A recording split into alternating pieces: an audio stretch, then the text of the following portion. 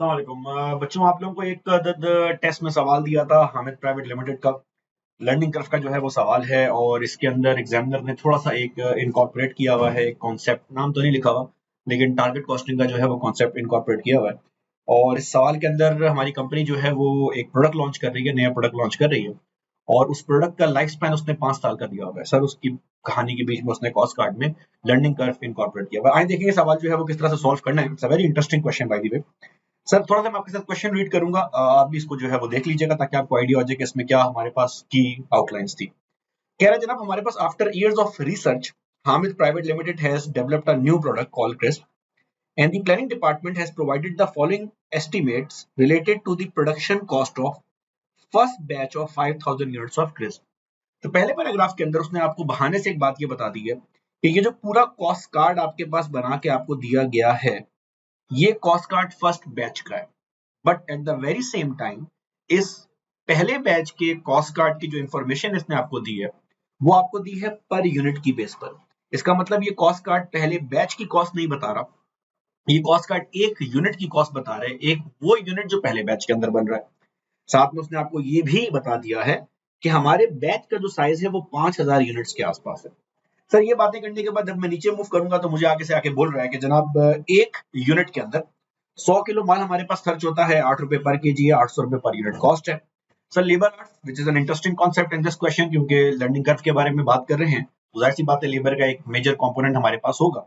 Sir, मुझे कह रहे हैं एक यूनिट के अंदर एक यूनिट के अंदर हमारे पास जो है वो 10 घंटे खर्च होते हैं और 1 घंटे का रेट 250 है, तो 2500 पर यूनिट हमारे पास कॉस्ट आ रही है। सर, वेरिएबल ओवरहेड में किसी किस्म का मसला हमारे पास नहीं है। Variable overhead are simply 60% of the direct labour cost. और सर, हमें दो तरह की फिक्स ओवरहेड कॉस्ट जो है वो दी हुई है। हमें कह रहे हैं एक तो हमारे पास फिक्स ओवरहेड कॉस्ट है एलोकेटेड, और एक हमारे पास है specific. We all know this from previous lectures कि एलोकेटेड कॉस्ट हमारे पास कंपनी की फैक्ट्री के टोटल ओवरहेड्स का एक कंपोनेंट होता है जो अपॉर्शन होने के बाद हमारे प्रोडक्ट के अंदर पहुंच रहा होता है। Since we are going to launch a new product, and since the question requirement is कि based on the data above, recommend whether we should produce and sell this new product, तो नया product launch करना है कि नहीं करना। अब allocated cost क्योंकि टोटल ओवरहेड्स की अपॉर्शनमेंट का हिस्सा है, इसका इफेक्टिवली मतलब ये हुआ कि मैं चाहे नया प्रोडक्ट लॉन्च करूं या ना करूं, ये एलोकेटेड ओवरहेड जो फैक्ट्री के टोटल ओवरहेड है ये चेंज नहीं होने वाले। इट्स जस्ट लाइक कि अगर हमारा कॉलेज कोई नया प्रोग्राम लॉन्च करता है, से इंटर कॉमर्स अगर हम लॉन्च करते हैं, तो हमारे इस प्रोग्राम की जब हम कॉस्टिंग कर रहे होंगे तो उसके कॉस्ट कार्ड में हम अपनी रेंट की कॉस्ट का एक पोर्शन शामिल करेंगे। कि फॉर इंस्टेंस कि अगर हमारे कॉलेज की बिल्डिंग का रेंट 1 मिलियन है, तो हम बोलेंगे चलो भाई एक काम जी करते हैं कि 1 मिलियन का 1 लाख रुपए पोर्शन कर देते हैं इंटर कॉलेज के अंदर। अब मसला ये कि चाहे ये इंटर कॉलेज का नया प्रोजेक्ट में लॉन्च करूं ना करूं, वो जो टोटल मेरा 10 लाख रुपए का रेंट है वो चेंज नहीं होने वाला। तो वो जो उसका 1 लाख का हिस्सा मैंने अपॉर्शन करके ट्रांसफर किया था वो एक इररिलेवेंट कॉस्ट हो जाएगी। ये हम पहले भी देख चुके हैं। सर, दूसरा आइटम हमें बता रहे हैं स्पेसिफिक फिक्स कॉस्ट। इसका मतलब ये है, ये फिक्स कॉस्ट इस प्रोजेक्ट के हवाले से डायरेक्टली रेलेवेंट है, स्पेसिफिक है। अगर ये प्रोडक्ट लॉन्च होगा तो ये कॉस्ट इनकर होगी, अदरवाइज ये कॉस्ट इनकर नहीं होगी। सर, आगे हमें बोल रहा है rate of learning is estimated at 80%, but the learning curve effect is expected to apply to the first 5 batches only. तो इस पूरे सवाल को रीड करके इस लाइन से हमें आइडिया ये हो गया कि इस सवाल में लर्निंग यूनिट्स के बजाय बैचेस में यूज हो रही है। इसका मतलब लेबर जब पहला बैच पूरा कर लेता है और सेकंड बैच के अंदर मूव करता है, तो लेबर को जो है वो अपना एक्सपीरियंस की वजह से टाइम पर यूनिट कम या टाइम पर बैच कम होना स्टार्ट हो जाता है। सर, दूसरी एक काम की बात इसमें ये थी कि it is apply to first 5 batches only, जिसका मतलब ये हुआ कि जो टाइम हमें फिफ्थ बैच के अंदर खर्च करना पड़ेगा, वो टाइम हमारे बाकी सारे बैचेस पर एप्लीकेबल होगा। अभी हम चेक कर लेते हैं कितने बैचेस का काम है। एक बैच 5000 यूनिट्स का बन रहा है।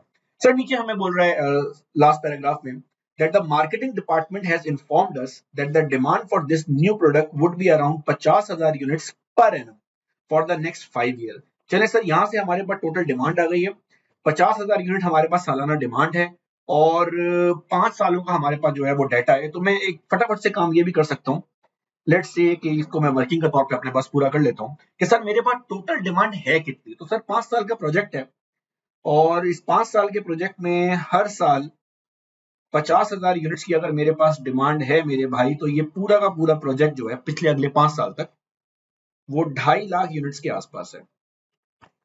सर, 2.5 लाख यूनिट्स के आसपास मेरे पास ये प्रोडक्ट की टोटल जो है वो लाइफ लाइन है। और ये 2.5 लाख जो यूनिट्स मैंने प्रोड्यूस करने हैं फैक्ट्री के अंदर, वो हर यूनिट 5,000 के बैच के अंदर पूरा हो रहा है। तो मैं इसी वर्किंग के अंदर ये भी चेक कर सकता हूं कि अगर एक बैच 5,000 यूनिट्स का बन रहा है तो अगले 5 सालों में मुझे कितने बैचेस की जरूरत होगी। बिल्कुल सही सर, मुझे अगले 5 सालों में 50 बैचेस की जो है वो जरूरत मेरे पास होगी। अच्छा जी सर, सवाल में जरा आगे बढ़ते हैं कि वर्किंग मैंने बीच में कर ली, जरा साइड पे जो है वो कैलकुलेट करने के लिए, ऑब्वियसली ये काम आप अपने कैलकुलेटर के अंदर भी कर रहे होंगे। सर आगे बोल रहा है जनाब, company can charge a price of 3200 रुपए पर यूनिट। अच्छा, अब इसमें सिंपल सी बात बोली है 3200 रुपए पर यूनिट, ये नहीं बोल रहा किस साल, जिसको ऑब्वियसली मतलब ये है कि अगले 5 साल तक जो 2.5 लाख यूनिट मैंने सेल करने हैं, वो सब के सब 2.5 लाख यूनिट की selling price is 3200 per unit.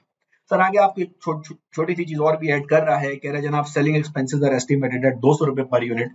ये इस कॉस्ट कार्ड के अलावा इसने नीचे भी आपके पास एक सेलिंग एक्सपेंस जो है वो ऐड कर दिया। And again back to the question, कह रहा है based on the above data, आपका काम ये है recommend whether it would be feasible to produce and sell crisp। आपने ये बताना है कि भाई ये प्रोडक्ट जो है क्रिस्प अगले 5 सालों में हमारे वारे में आ रहा है नहीं आ रहा, तो आपने उसके 5 साल की टोटल कॉस्ट निकाल ली है और 5 साल की उसकी जो है वो प्राइस निकाल ली है। अगर आप लोगों को याद हो तो टारगेट कॉस्टिंग में भी मतलब टारगेट कॉस्टिंग में भी आप लोग सेम काम किया करते थे कि प्रोडक्ट की वायबिलिटी पीरियोडिक बेसिस पे कैलकुलेट करने के बजाय, महीना क्वार्टर या साल की बेस पे प्रॉफिट एंड लॉस निकालने के बजाय, आप ये चेक करते हैं कि इस प्रोडक्ट की टोटल इनकम, टोटल प्रॉफिट, उसकी लाइफलाइन में क्या होगा, इंट्रोडक्शन, ग्रोथ, डिक्लाइन, मैच्योरिटी, और आपके प्रोडक्ट की प्रॉफिटेबिलिटी पूरी लाइफलाइन के अंदर क्या होगी। तो आप पूरी लाइफ की इनकम जोड़ते हैं, पूरी लाइफ की कॉस्ट जो है वो जोड़ते हैं, और इन दोनों को मर्ज करके उसने लर्निंग कर्व बीच में डाल के एक अच्छा सा जो है वो सवाल बनाया हुआ है। तो आइए सर जरा सवाल को सॉल्व करने जाएं। हमारे पास एक वर्किंग तो हमने कर ली है, हमें आइडिया हो गया कि जनाब 50 बैचेस का जो है वो काम होना है। सर एक चीज हमारे पास और है, हमें जरा जो है ना वो टाइम चेक करना है। हमें अपने पास ये चेक करना पड़ेगा कि जनाब हमारे पास लर्निंग कर्व के हिसाब से लेबर ये काम कितने घंटे के अंदर कर रहा है। तो सर हमें सवाल के अंदर बोल रहा है कि एक यूनिट क्योंकि 10 घंटे में बनता है एक यूनिट, और एक बैच 5,000 यूनिट का है, तो मैं सबसे पहला काम ये करता हूँ कि अपने पास एक वर्किंग और सॉल्व कर लेता हूँ। इस वर्किंग का नाम हम बाद में रख लेंगे, और इस वर्किंग में मैं ये चेक कर लूँ कि भैया एक बैच जिसके अंदर 5,000 यूनिट बन रहे हैं उसका टाइम मेरे पास क्या आ रहा है। तो सर क्योंकि एक यूनिट 10 घंटे में बन रहा है, तो 5,000 का मतलब ये हुआ कि मेरा जो पहला बैच है, फर्स्ट बैच, यहाँ पे लिखा हुआ है cost of first batch, this will be time of first batch. Sir इसका टाइम बन रहा है 50,000 घंटे। अब क्योंकि हम लर्निंग कर्व की बात कर रहे हैं, सो वी ऑल नो कि लर्निंग कर्व रेट को चेक करने के लिए हमारे पास जो इक्वेशन यूज हुआ करती थी y is equal to A plus B X, उसके अंदर हमारे पास लॉग की वैल्यू उसने पहले से हमें मेंशन करके दे दी है। अब सर क्योंकि ये लॉग की वैल्यू हमारे पास मेंशन है, तो हमें पता है कि this is the time for first batch, तो इसको हम प्यार से अपनी जबान में ए बोला करते थे, तो इसको मैं अपने पास नोट कर लेता हूँ। सर दूसरी बात, मुझे सर सवाल में ये भी बोला कि जनाब this learning is expected to apply for the first 5 batches only. इसका मतलब कि 5वें बैच का जो टाइम होगा वो टाइम बाकी सारे बैचेस पे इंप्लीमेंट होगा। तो अगले 5 सालों में क्योंकि मुझे 50 बैचेस की जरूरत है, तो शुरू के 5 बैचेस के अंदर तो टाइम कम होगा, लेकिन 5वें बैच का टाइम आपके अगले 45 बैचेस पे इम्पैक्ट जो है वो डाल रहा होगा। तो क्योंकि 5वें बैच पे जाके लर्निंग स्टॉप हो रही है, तो मैंने आपसे कहा था कि जिस बैच पे लर्निंग स्टॉप हो रही हो, जिस यूनिट के ऊपर लर्निंग स्टॉप हो रही हो, उसके प्रीवियस यूनिट और उस यूनिट का टाइम का जो डिफरेंस है वो निकाल दें। तो आइए सर एक वर्किंग में अपने पास और कर लेता हूँ यहाँ पर, वर्किंग नंबर 3, और इस वर्किंग के अंदर मैं चेक कर लेता हूँ कि टाइम क्या बन रहा है। 4 बैचेस के अंदर मेरे पास टाइम क्या बन रहा था, और 5 बैचेस के अंदर मेरे पास टाइम क्या बन रहा है। तो आइए जरा इसको चेक करें मेरे भाई। इक्वेशन हम यूज किया करते थे y is equal to A X B, और ये b हमारे पास लॉग की वैल्यू है। सवाल में एग्जामिनर बाई दी हुआ, आपसे ये मेहनत भी नहीं करवा रहा, लॉग की वैल्यू आपको दी हुई है। तो जैसा कि मैंने मल्टीपल टाइम आपको क्लास के अंदर बोला हुआ है, आपका जो मेन मसला है लर्निंग कर्व में वो एप्लीकेशन का, it's not with the calculation. Sir आए जरा इसको चेक करें। हमारे पास a की वैल्यू इज 50,000 आवर्स। दोबारा बता दूं, जो लोग थोड़ा सा ये होश में रिकॉर्डिंग ना देख रहे हो, सर आपने 10 घंटे क्यों नहीं लिया, क्योंकि भाई हमारे सवाल में लर्निंग बैचेस पर अप्लाई हो रही है, यूनिट पर अप्लाई नहीं हो रही। पहला यूनिट 10 घंटे का आता था, तो अगर क्योंकि लर्निंग बैचेस पर है तो मुझे पहले बैच का टाइम चाहिए विच इज 50,000 आवर्स। सर इसके बाद क्योंकि मैं 4 बैचेस की बात कर रहा हूं, तो दिस विल बी 4, और x की पावर मेरे पास दी हुई है -0.322। इस y को हमारी जबान में प्यार से बोला जाता है एवरेज टाइम पर बैच। तो ये जो मैंने अभी कैलकुलेशन की है, this will give me average time per batch when there are 4 batches. But I need the total time for 4 batches. तो मैं काम ये करता हूँ कि मैं इस पूरी वैल्यू को 4 बैचेस से डिवाइड कर देता हूँ, तो मेरे पास आ जाएगा 127,987 आवर्स।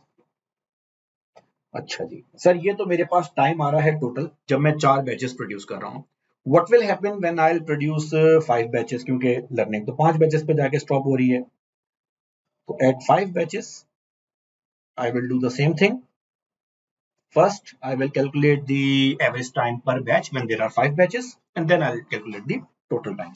तो सर अगर मैं ये काम यहाँ पे करने जाऊँ तो 50,000 into 5 log की value, this will give me the average time per batch when there are 5 batches. Since I need the total of 5 batches time, तो इसको चेक करने के बाद मेरे पास वैल्यू बन रही है 148,892 सर, which effectively means कि मेरे पास जो इंक्रीमेंटल टाइम बन रहा है for the 5th batch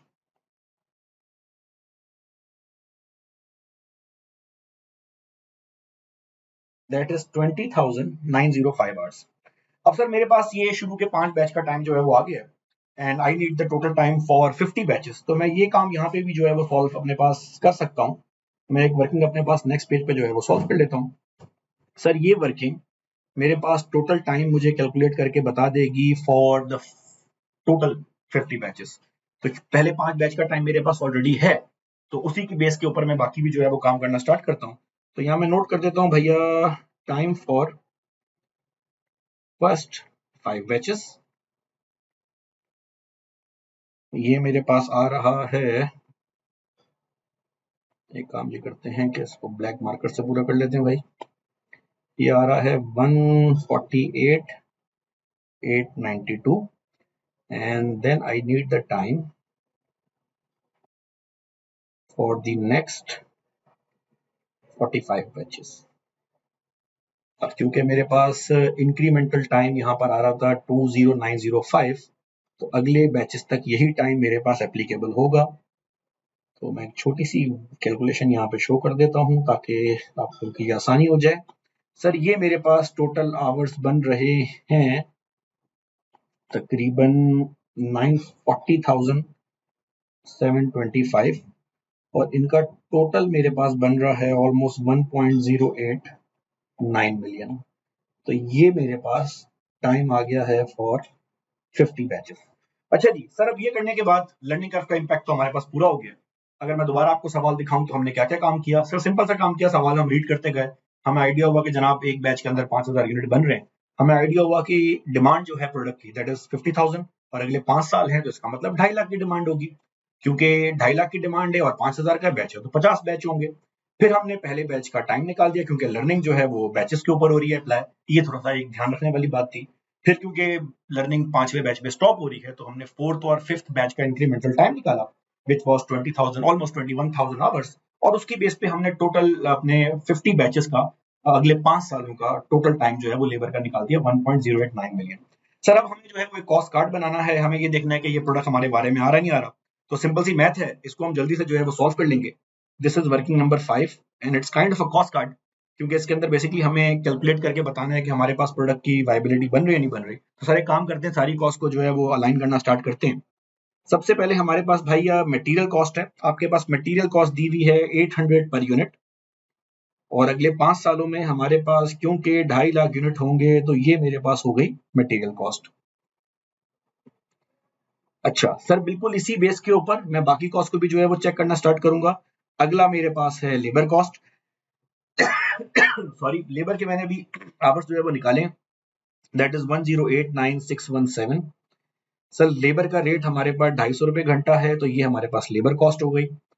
sir variable overhead हमारे पास जो भी लेबर की कॉस्ट होगी उसका 60% होगा, तो अभी मैंने कैलकुलेट नहीं किया तो ये वैल्यू मैं बाद में नोट कर देता हूँ।